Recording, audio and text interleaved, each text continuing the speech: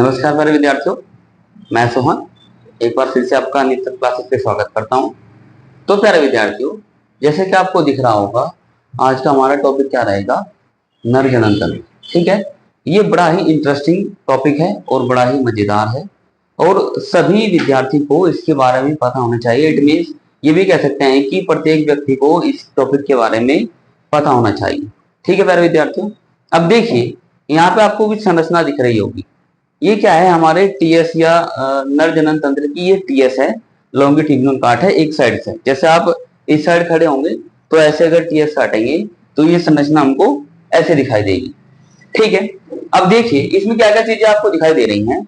इसमें आपको दिख रही होंगी वृषण, अधिवृषण, ठीक है, शीशन, मूत्रवाहिनी, शुक्राशय, शुक्रवाहिनी, मूत्राशय, और ये शीशन भी आपको दिख रहा होगा।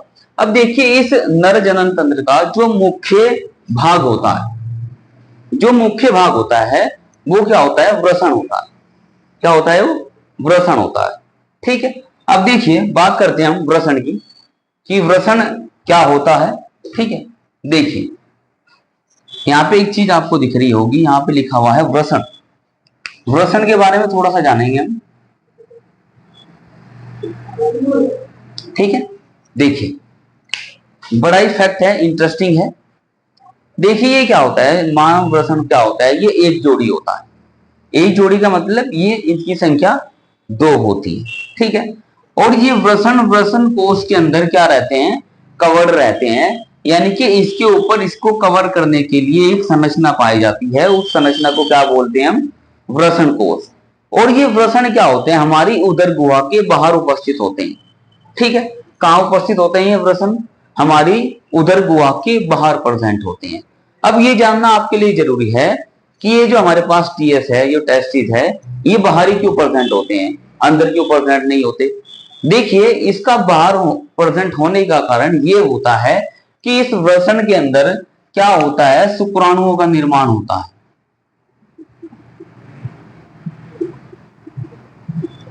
शुक्राणुओं का निर्माण होता है,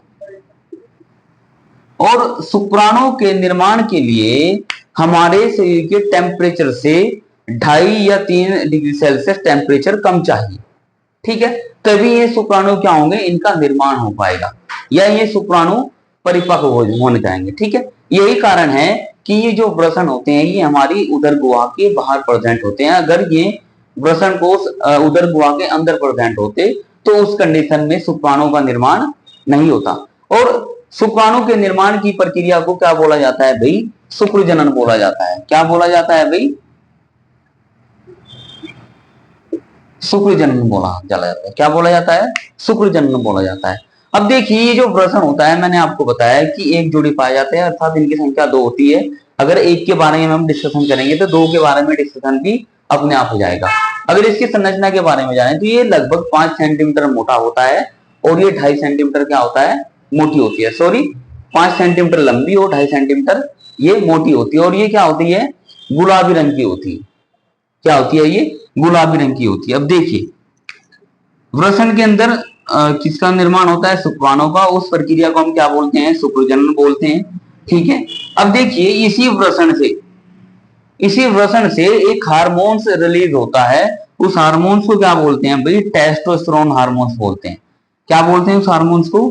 टेस्टोस्टेरोन हार्मोन्स उसको बोला जाता है। और यही टेस्टोस्टेरोन हार्मोन्स नर में क्या करता है? द्वितीय गौण लैंगिक लक्षणों का क्या करता है? निर्धारण करता है या उसको नियंत्रित करता है। अब द्वितीय गौण लैंगिक लक्षण क्या होते हैं? जैसे दाढ़ी मूछों का होना, हमारे कंधे चौड़ा होना, आवाज भारी होना, शरीर के ऊपर बाल उत्पन्न होना, इन सभी लक्षणों का निर्धारण कौन सा हार्मोन्स करता है? टेस्टोस्टेरोन हार्मोन्स करता है, जिसका श्रावण वृषण के द्वारा ही होता है। बात क्लियर है? ये बात समझ आ गई ऊपर। तो वृषण के अंदर किसका निर्माण होता है? शुक्राणुओं का निर्माण होता है। बात क्लियर है? Next number 2, अधिवृषण।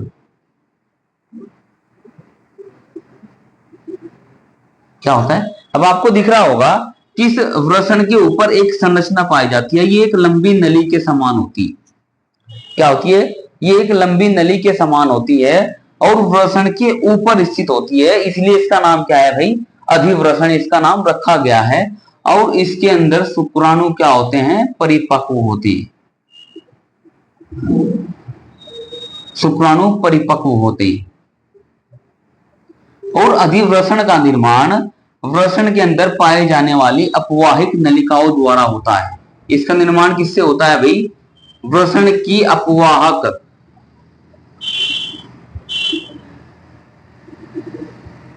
नलिकाओं के मिलने से होता है,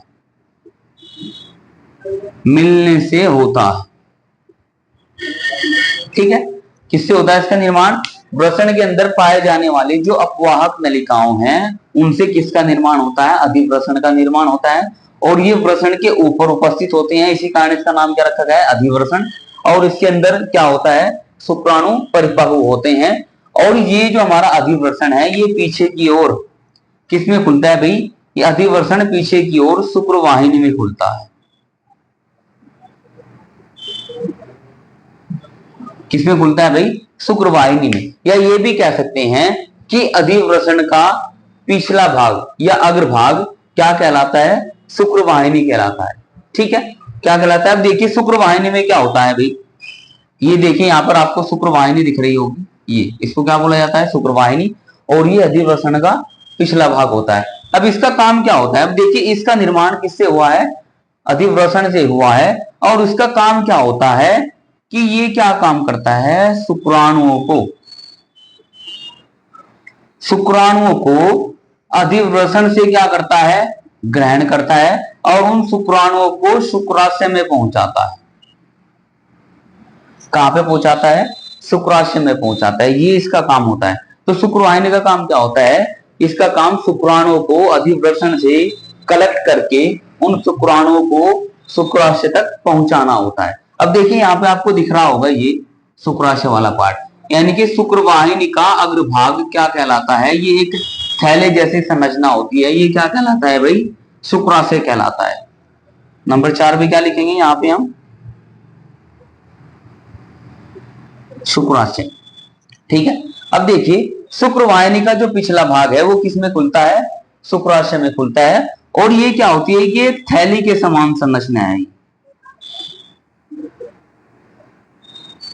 थैली के समान संरचना है। इससे क्या होता है, एक शुक्राशय द्रव निकलता है। क्या निकलता है, एक शुक्राशय एक तरल पदार्थ स्रावित करती है, जो एक पीला और लसलसा पदार्थ होता है, वो चिपचिपा भी होता है। उस तरल पदार्थ को ये शुक्राशय ग्रंथियां क्या करती हैं, स्रावित करती हैं। जिस कारण क्या होता है, जो हमारे स्पर्म होते हैं, जो स्पर्म होता है जिसको सक्रिय बनाए रखता है। ठीक है, साथ ही साथ ये जो शुक्राशय द्रव है, यानी कि इससे क्या निकलता है, एक शुक्राशय द्रव। ठीक है, जो लगभग वीर्य का 60% भाग बनाता है। ठीक है, क्या बनाता है, वीर्य का 60% भाग कौन बनाता है, शुक्राशय से निकलने वाला जो द्रव है उसको क्या बोलते हैं हम, शुक्राशय द्रव उसको बोला जाता है। और वो वीर्य का 60% भाग बनाता है। ठीक है प्यारे विद्यार्थियों, ठीक है, इतनी बात समझ आ गई होगी आप। नेक्स्ट क्या लिखेंगे, अब आप देखिए मैंने आपको क्या बताया, यहाँ पे जो क्या होता है, मुख्य जो भाग होता है नरजनन तंत्र में वो वृषण होता है। और ये उदर गुहा के 12 प्रेजेंट होता है। ये एक जोड़ी पाया जाता है और ये क्या होता है, गुलाबी रंग का होता है। इसकी संरचना कैसी होती है, 5 सेंटीमीटर लंबी और 2.5 सेंटीमीटर ये चौड़ा होता है। इसके अंदर एक प्रक्रिया होती है शुक्रजनन या स्पर्मेटोजेनेसिस, जिस दौरान शुक्राणु का निर्माण होता है। और इसके ऊपर की संरचना को क्या बोला जाता है, अधिवृषण। और ये जो हमारे वृषण होते हैं ये वृषण कोश में स्थित होते हैं। ठीक है, इसके ऊपर की संरचना क्या होती है, अधिवृषण। अधिवृषण में क्या होता है, शुक्राणु परिपक्व होते हैं और इसका निर्माण अपवाहक नलिकाओं के मिलने से होता है। ये अधिवृषण पीछे की ओर किसमें खुलता है, शुक्रवाहिनी में खुलता है। और ये शुक्रवाहिनी का काम क्या होता है, शुक्राणु को शुक्राशय तक पहुंचाने का इसका कार्य होता है। ठीक है, अब देखिए शुक्राशय तक हम आ गए। अब यहां से क्या होता है, ये शुक्राशय पीछे की ओर, क्या ये शुक्राशय पीछे की ओर एक संरचना बनी होती है, कहां पे खुलता है, मूत्रवाहिनी में खुलता है। कहां पे खुलता है, ये मूत्रवाहिनी, सॉरी कहां पे होता है भैया, मूत्रवाहिनी। ठीक है, अब देखिए शुक्राशय का जो पिछला पार्ट होता है ये क्या कहलाता है, मूत्रवाहिनी। ये देखिए आपको दिख रही होगी, इसको क्या बोलते हैं हम, मूत्रवाहिनी। इसमें क्या होता है कि ये जो हमारी मूत्रवाहिनी होती है ये उभय लिंगी के समान करती है। ये एक उभय उभय अंग होता है। इसका काम क्या होता है कि ये वीर्य के साथ जो मूत्राशय में मूत्र का जो निर्माण होता है, जो मूत्राशय में मूत्र का जो निर्माण होता है उस मूत्र को भी बाहर निकालने का काम करती है और वीर्य को भी ये बाहर निकालने का काम करती है। आपको दिख रहा होगा, ठीक है। क्या काम होता है मूत्रवाहिनी का, मूत्रवाहिनी का काम ये होता है ये मूत्र और वीर्य को दोनों को साथ साथ भी बाहर निकाल सकती है और अलग अलग भी बाहर निकाल सकती है। इसलिए क्या कहते हैं इसको, ये एक उभयलिंगी अंग है। ये क्या है, ये उभयलिंगी एक अंग होता है, ठीक है। उम्मीद करता हूं आपको समझ आया होगा। अब देखिए आप, ये जो मूत्रवाहिनी है, ये मूत्रवाहिनी एक विशेष अंग में पहुंचती है और उस विशेष अंग को क्या बोला जाता है भाई, शिशन उसको बोला जाता है। क्या बोला जाता है, शिशन। इसको पेनिस भी हम बोल सकते हैं, पेनिस को ही हम शिशन बोला जाता है। अब देखिए ये जो मूत्रवाहिनी है कहां पे पहुंचती है, इस शिशन में पहुंचती है। ये क्या होता है, ये नर जनन तंत्र का ये सहायक अंग होता है। क्या होता है, नर जनन तंत्र का ये सहायक अंग होता है। और इसमें इसका कार्य क्या होता है कि इस यूरिन, इस मूत्र को बाहर निकालना और जो स्पर्म, जो शुक्राणु का निर्माण हुआ है प्लस वीर्य का जो निर्माण हुआ है, उन शुक्राणु और वीर्य को मादा जनन पथ तक पहुंचाने का इसका क्या काम होता है। और उस प्रक्रिया को क्या बोला जाता है भाई, मैथुन क्रिया। मैथुन क्रिया के दौरान उस वीर्य और शुक्राणु को मादा जनन तंत्र तक पहुंचाने का उसका काम होता है। अब देखिए इस नर जनन तंत्र में क्या होते हैं, कुछ सहायक ग्रंथियां भी होती हैं। क्या होती हैं, कुछ सहायक ग्रंथियां भी होती हैं। जैसे नंबर 1 हम बात करते हैं, नंबर 1 क्या होता है हमारी प्रोस्टेट ग्रंथि।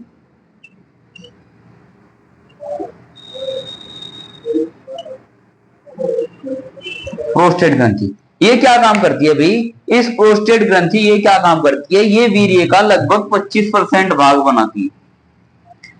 ये ग्रंथि क्या होती है, ये वीर्य का 25% भाग बनाती है। और साथ ही साथ ये यहां से भी एक तरल पदार्थ स्रावित होता है जिसको हम क्या बोलते हैं, प्रोस्टेट तरल द्रव्य पदार्थ उसको बोला जाता है, और जो वीर्य का 25% भाग बनाता है, ठीक है। एक होती है हमारी काउपर की ग्रंथियां, काउपर ग्रंथियां। ये जो हमारी प्रोस्टेट ग्रंथियां और जो काउपर ग्रंथि होती हैं, ये क्या काम करती हैं, हमारे स्पर्म को पोषण प्रदान करती हैं और उस स्पर्म को उस वीर्य में सक्रिय बनाए रखती हैं, ठीक है प्यारे विद्यार्थी। तो इनका अब देखिए इस काउपर या प्रोस्टेट ग्रंथि से जो काम होता है, इसका मेन काम, एक तो ये 25% भाग बनाती है प्लस शुक्राणु को पोषण प्रदान करती है, और यहां से एक तरल पदार्थ स्रावित होता है जिसका काम क्या होता है, वो वीर्य की अम्लता को नष्ट करना उसका काम होता है, ठीक है। क्या काम होता है, वीर्य की अम्लता को नष्ट करने का काम किसका होता है, काउपर ग्रंथि से एक जो अक्षारीय द्रव स्रावित होता है वहां का काम करता है, वीर्य की अम्लता को नष्ट करता है, ठीक है प्यारे विद्यार्थियों। अब देखिए वीर्य का काम क्या होता है, वीर्य का काम क्या होता है भाई, वीर्य क्या काम करता है, शुक्राणु को पोषण प्रदान करता है, ठीक है। शुक्राणु को पोषण प्रदान करता है, साथ ही साथ उस जो शुक्राणु, हमारा शुक्राणु जो बना है, उस शुक्राणु को स्त्री के मादा जनन तक पहुंचाने के लिए एक चिकना रास्ता भी वो प्रदान करता है, ठीक है प्यारे विद्यार्थियों। अब देखिए उम्मीद करता हूं ये नर जनन तंत्र आपकी समझ आया होगा, आपने एंजॉय किया होगा, ठीक है प्यारे विद्यार्थियों। ये बोर्ड के हिसाब से बहुत ही इंपॉर्टेंट चैप्टर है, मोस्ट इंपोर्टेंट ये टॉपिक है।